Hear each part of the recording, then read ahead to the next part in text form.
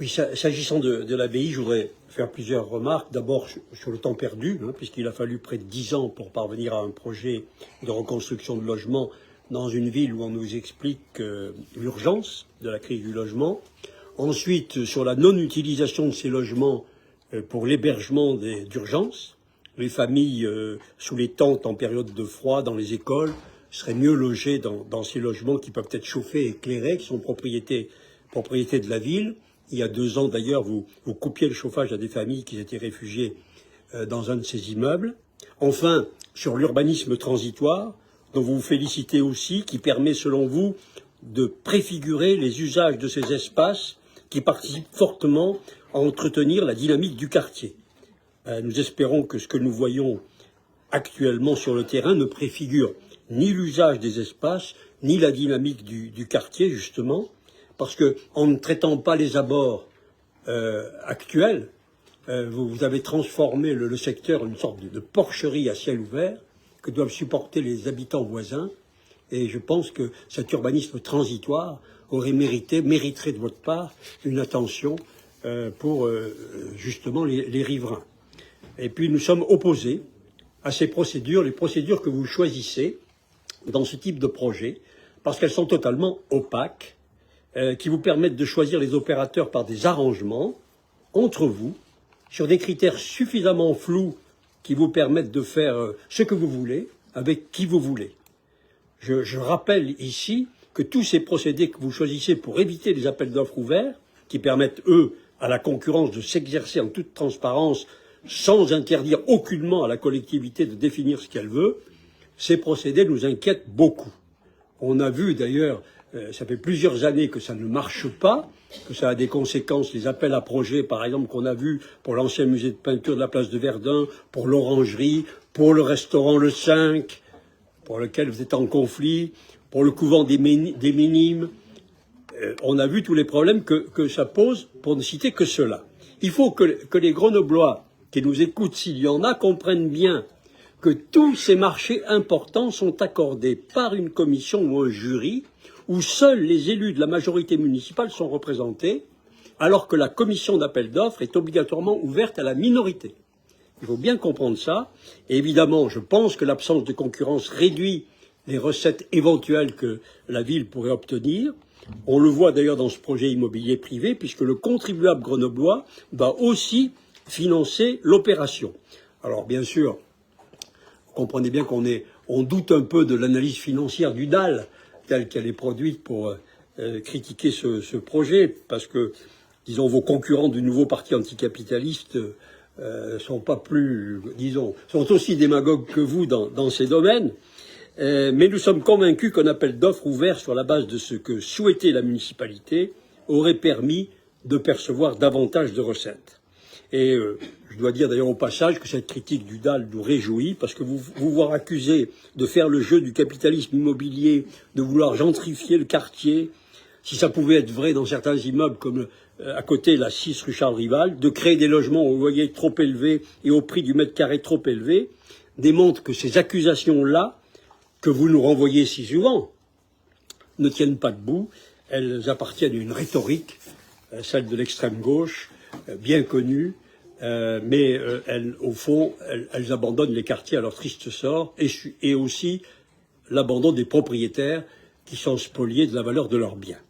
Mais ce discours du DAL devrait éclairer les Grenoblois sur cette compétition qu'il y a à l'extrême gauche, à qui sera le plus près des pauvres et des malheureux, en se moquant fondamentalement de la cause, puisqu'elle n'est là que pour faire une démonstration politique.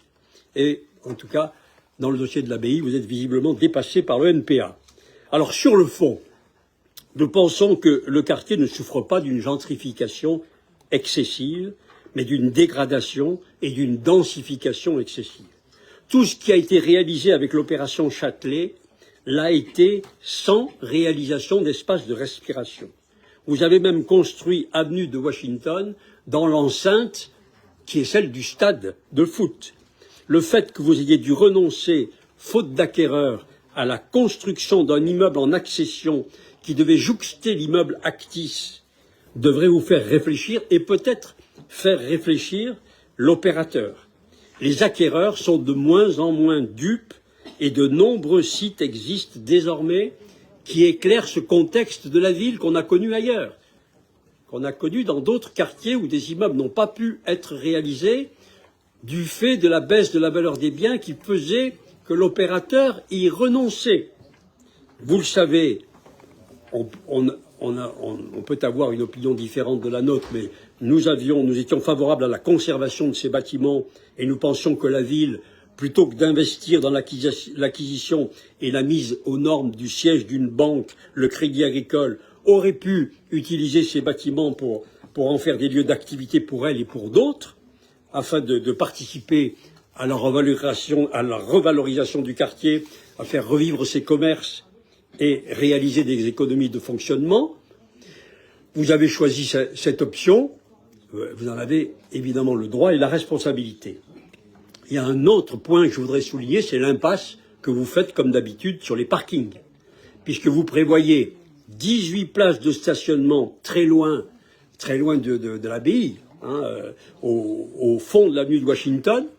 Ce parking que vous refusez depuis des années, des mois en tout cas, aux habitants de la copropriété en face qui voulaient qu'il soit réalisé pour faire face aux besoins de stationnement du quartier.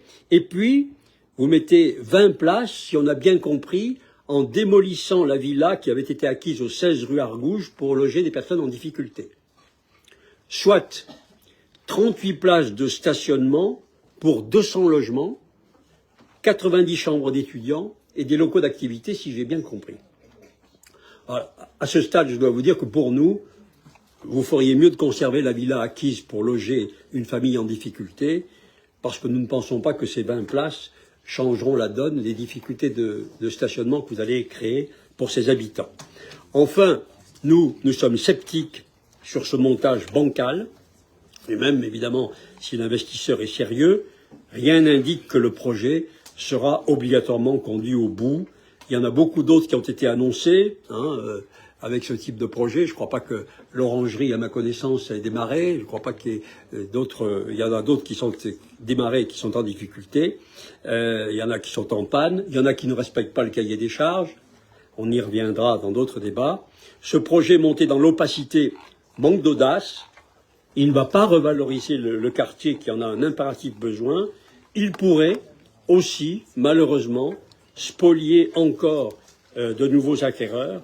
Ce sont les raisons pour lesquelles nous ne le soutenons pas.